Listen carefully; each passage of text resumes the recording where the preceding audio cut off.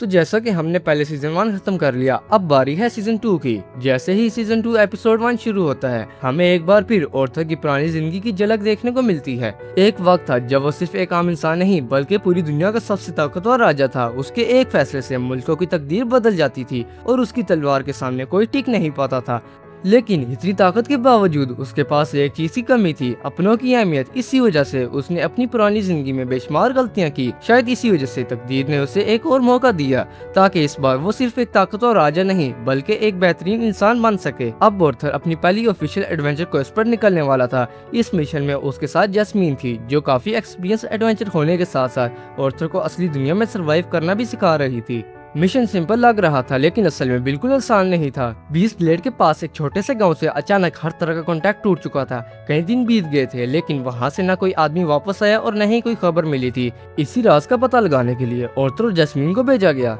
रास्ते में jasmine Arthur से पूछती है कि इस मिशन का सबसे इम्पोर्टेंट ऑब्जेक्टिव क्या है। ऑर्थर बिना सोचे जवाब देता है, सबसे पहले अपनी जान की हिफाजत। ये जवाब सुनकर जैस्मीन के चेहरे पर हल्की सी मुस्कान आ जाती है। उसे समझ आ जाता है कि ऑर्थर सिर्फ ताकत पर भरोसा नहीं करता बल्कि हर सिचुएशन को दिमाग से समझने की कोशिश करता है। उधर सेल्वी उन दोनों के साथ नहीं जाती, वो आसपास रुककर ट्रेनिंग करने का फैसला करती है, जबकि ऑर्थर और जैस्मीन गाँव की तरफ बढ़ने लगते हैं। जैसे ही वो गाँव के करीब पहुँचते हैं, ऑर्थर की नजर मिट्टी पर बने पैरों के निशान पर जाती है। ध्यान से देखने पर समझ आता है कि बहुत सारे लोग गांव के अंदर गए लेकिन बाहर लौटने वाले निशान लगभग गायब थे। बस इसी एक ऑब्जर्वेशन से ऑर्थर को अंदाजा हो जाता है कि यहाँ कुछ बहुत ही बुरा हो चुका है। दोनों संभल के गांव के अंदर दाखिल होते हैं लेकिन जो मंजर उनके सामने था वो और भी खौफनाक था। हर तरफ सन्नाटा छाया हुआ था, ना कोई आदमी, ना कोई बच्चा, ना ही कोई आवाज। सबसे अजीब बात यह थी कि कहीं भी लड़ाई या कानून के निशान नहीं थे, जैसे पूरे गांव के लोग एक ही पल में हवा बन गए हों। इसी बीच जंगल की तरफ एक तेज चीख सुनाई देती है। ऑर्थर और जैस्मीन बिना वक्त गवाए उस आवाज का पीछा करते हैं। थोड़ी दूर जाकर उन्हें जमीन से निकले हुए अजीब चमकते क्रिस्टल नजर आते हैं और वहीं एक छोटी सी लड़की डरे हुए हालात में मिलती है। ऑर्थर उससे पूछता है, यहाँ क्या हुआ? लड़की रोते हुए बताती है, वो जंगल में जड़ी बूटियां लेने गई थी। जब वो वापस आई तब तक पूरा गांव बर्बाद हो चुका था। उसे कुछ भी समझ नहीं आया।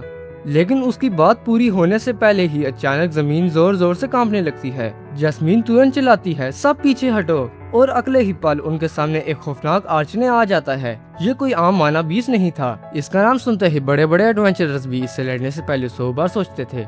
जैस्मीन ऑर्थर को बताती है कि आर्चने का शेल इतना मजबूत होता है कि कोई नॉर्मल तलवार और मैजिक दोनों इस पर मुश्किल से असर करते हैं। सबसे सही फैसला यही होगा कि गिल्ड को इन्फॉर्म करके ज्यादा लोगों के साथ वापस आया जाए। लेकिन आर्चने उन्हें सोचने का भी मौका नहीं देता। पल भर में वो उस लड़की को पकड़ लेता है और उसके शरीर को क्रिस्टल में बदल देता है। ऑर्थर उसे बचाने के लिए आगे बढ़ता है लेकिन जैस्मीन उसे रोक देती है। अब मॉन्स्टर का असली निशाना वो दोनों होते हैं। कुछ ही पलों बाद जैस्मीन भी आर्चने की कर्स का शिकार हो जाती है और क्रिस्टल में कैद हो जाती है। अब ऑर्थर के सामने सिर्फ 2 रास्ते थे, या तो जैस्मीन को वहीं छोड़कर मदद लेने भागना या फिर अकेले ही इस डरावने मॉन्स्टर का सामना करना। ऑर्थर एक पल के लिए आंखें बंद करता है। उसके दिमाग में अपनी फैमिली के चेहरे घूम जाते हैं और फिर वो फैसला लेता है, इस बार में किसी अपने को अपनी आंखों के सामने नहीं खोना चाहता। लड़ाई शुरू होती है। ऑर्थर अपनी तलवार और मैजिक दोनों का इस्तेमाल करता है लेकिन आर्चने उसके हर अटैक को आसानी से रोक देता है। न तलवार का कोई खास असर, न फायर मैजिक का। इसी दौरान ऑर्थर को अपनी पुरानी जिंदगी याद आती है, एक ऐसी जिंदगी जहां सिर्फ एक तलवार का वार पूरी जंग का फैसला कर देता था। लेकिन अब सब कुछ बदल चुका था। अब सिर्फ ताकत काफी नहीं थी, जीतने के लिए दिमाग का इस्तेमाल करना जरूरी था। ऑर्थर तुरंत स्ट्रेटेजी बदलता है। वो समझ आता है कि बाहर से अटैक करना बेकार है, इसीलिए वो बार बार आर्चने के एक ही कमजोर हिस्से को टारगेट करता है और फायर मैजिक को उसके अंदर तक पहुंचाने की कोशिश करता है।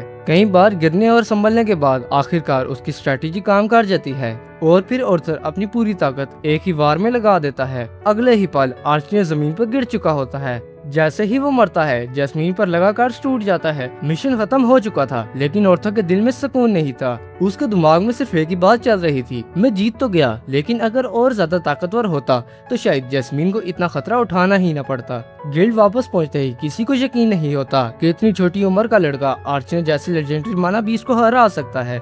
लेकिन जब ऑर्थर उस मॉन्स्टर का सबूत सबके सामने रखता है तो हर शक करने वाले की बोलती बंद हो जाती है। घर लौटने पर उसकी माँ एलिस उसे जोर से डांटती है लेकिन ऑर्थर समझ चुका था कि उसकी डांट के पीछे सिर्फ एक माँ का डर छुपा था। और इसी दिन ऑर्थर अपने दिल में एक नया इरादा करता है। मैं इससे ताकतवर बनने के लिए ट्रेनिंग नहीं करूंगा। मैं इतना मजबूत बनूंगा कि दोबारा कभी किसी अपने को अपनी कमजोरी की वजह से खोना न पड़े। और इसी इरादे के साथ ऑर्थर की नई एडवेंचर जर्नी सच में शुरू हो जाती है।